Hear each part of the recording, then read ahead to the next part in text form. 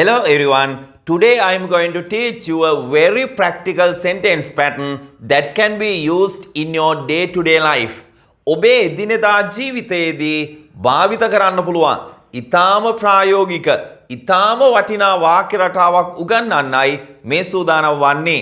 pattern එක තමයි used to කියන වාක්‍ය රටාව. used to අපි භාවිත කරන්නේ යම් කිසි දෙයක් කරන්න පුරුදුව සිටියා යනුවෙන් අදහස් ප්‍රකාශ කරන විට ඔබට ඇහිලා තියෙන සමහර අය කියනවා මම දුම් බොන්න පුරුදුව සිටියා, මම මත්පැන් ගන්න පුරුදුව සිටියා, මම කාටුන් බලන්න පුරුදුව සිටියා, එයාලා ක්‍රිකට් සෙල්ලම් කරන්න පුරුදුව සිටියා. පුරුදුව සිටියා යනුවෙන් අදහස් ප්‍රකාශ කරන විට ඔබ භාවිත කළ යුතු වාක්‍ය රටාව තමයි used to කියන වාක්‍ය රටාව. ඔබ මෙහිදී වැරදි අවබෝධයක් ගන්න එපා. use කියන්නේ භාවිත කරනවා, නොයසේ නම් පාවිච්චි කරනවා.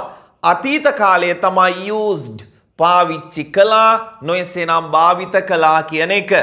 මෙම pattern එකේදී used to උනහම එහි සිංහල තේරුම තමයි පුරුදුව සිටියා කියන එක. හොඳින් මතක තියාගන්න. හැබැයි ඔබ මෙන්න මේ දේත් මතක තියාගන්න.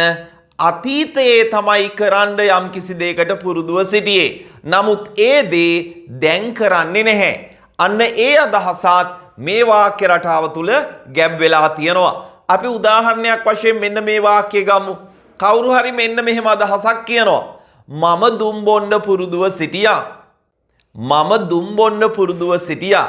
කොහොමද මේ අදහස ඉංග්‍රීසියෙන් කියන්නේ? I used to smoke. Smoke කියනවා දුම් බොනවා. I used to smoke. මන් දුම් බොන්න පුරුදුව සිටියා. අතීතයේදී පුරුදුව සිටියා. නමුත් වර්තමානයේදී දුම් බොන්නේ නැහැ. හොඳින් මතක තියාගන්න.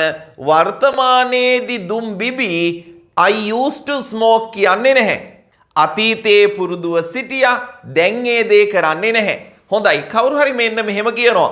මම මත්පැන් බොන්න පුරුදුව සිටියා. නමුත් වර්තමානයේදී මත්පැන් බොන්නේ නැහැ. අතීතයේදී තමා ඒ දේ කරන්න පුරුදුව සිටියේ. කොහොමද ඒ අදහස කියන්නේ? I used to take liquor. liquor කියනවා මත්පැන් වලට. I used to take liquor. මම මත්පැන් ගන්න පුරුදුව සිටියා. කොහොමද කියන්නේ? මම ඉංග්‍රීසි චිත්‍රපටි නරඹන්න පුරුදුව සිටියා. මම English movies බලන්න පුරුදුව සිටියා. හරිම ලේසි. දැන් ඔබ දන්නවා වාක්‍ය නිර්මාණය කරන ආකාරය. I used to watch English movies. I used to watch English movies. අන්නේ ආකාරයට තමයි අදහස ප්‍රකාශ කරන්නේ. මෙන්න මේ අදහස කොහොමද කියන්නේ? තරමක් සංකීර්ණව. මම 5 වසරේ සිටින විට මම කාටුන් බලන්න පුරුදුව සිටියා. මම 5 වසරේ සිටින විට මම කාටුන් බලන්න පුරුදුව සිටියා. දැන් කාටුන් බලන්නේ නැහැ. නමුත් 5 වසරේ ඉන්නකොට කාටුන් බලන්න පුරුදුව සිටියා. කොහොමද මේ අදහස කියන්නේ? ඉස්සල්ලා කියන්න ඕන මම 5 වසරේ සිටින විට. When I was in grade 5. මම 5 වසරේ සිටින විට when I was in grade 5 මම කාටුන් බලන්න පුරුදුව සිටියා. I used to watch cartoons. I used to watch cartoons. මම කාටුන් බලන්න පුරුදුව සිටියා.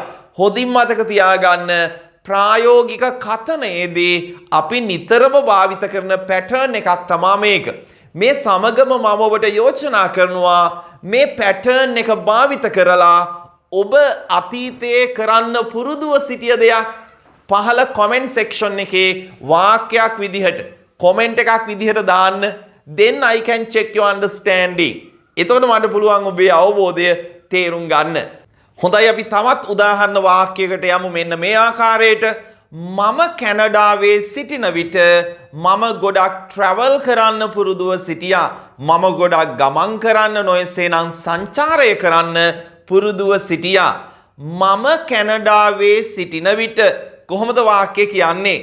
විට කියනකොට කොට කියනකොට අපි භාවිත කරන්නේ when කියන පදය. When I was in Canada, මම කැනඩාවේ සිටින විට මම ගොඩක් සංචාරය කරන්න නොයසේනම් ගමන් කරන්න පුරුදුව සිටියා. I used to travel a lot. I used to travel මම සංචාරය කරන්න පුරුදුව සිටියා a lot ගොඩක්. හොඳින් මතක තියාගන්න. When I was in Canada, I used to travel a lot. මම ගොඩක් සංචාරය කරන්න නැත්නම් ගමන් කරන්න පුරුදුව සිටියා. අපි තවත් උදාහරණ වාක්‍ය කීපයක් ගමු. ඇය නවකතා කියවන්න පුරුදුව සිටියා. She used to read novels. She used to read novels. ඇය නවකතා කියවන්න පුරුදුව සිටියා. මගේ තාත්තා උදේ 5ට නැගිටින්න පුරුදුව සිටියා. මගේ තාත්තා උදේ 5ට නැගිටින්න පුරුදුව සිටියා. My father used to get up at 5 o'clock. My father used to get up at 5 o'clock. මගේ තාත්තා 5ට නැගිටින්න පුරුදුව සිටියා. ඔන්න ඔය විදිහේ අදහස් ප්‍රකාශ කිරීමේදී අපි used to භාවිත කරනවා. අපි ක්‍රිකට් සෙල්ලම් කරන්න පුරුදුව සිටියා. We used to play cricket. එහෙම නැත්නම් අපි හවසට ක්‍රිකට් සෙල්ලම් කරන්න පුරුදුව සිටියා. We used to play cricket in the evening. We used to play cricket in the evening. අපි ඉරිදා දිනවලට බීච් එකට යන්න පුරුදුව සිටියා. නමුත් වර්තමාන කාලයේදී වර්තමානයේදී දැන් ඉරිදාට බීච් එකට යන්නේ නැහැ. නමුත් අතීතයේදී පුරුදුව සිටියා ඉරිදාට බීච් එකට යන්න. කොහොමද ඉංග්‍රීසියෙන් කියන්නේ ඔබ දන්නවා කියන්න? හරිම ලේසි. We used to go to the beach on Sundays. We used to go to the beach on Sundays. අපි ඉරිදා දිනවලට බීච් එකට යන්න පුරුදුව සිටියා. හොඳයි. මේ පැටර්න් එක හොඳට ප්‍රැක්ටිස් කරන්න. ඒ වගේම පහළ කමෙන්ට් සෙක්ෂන් එකේ ඔබ අතීතයේදී කරන්න පුරුදුව සිටිය දෙයක් වාක්‍යයක් විදිහට ටයිප් කරන්න මතක තියාගන්න. හොඳයි එහෙනම් අපි තව අලුත් වීඩියෝ එකකින් හමු වෙමු. ගිහින් එන්නම්. Have a nice day. Bye.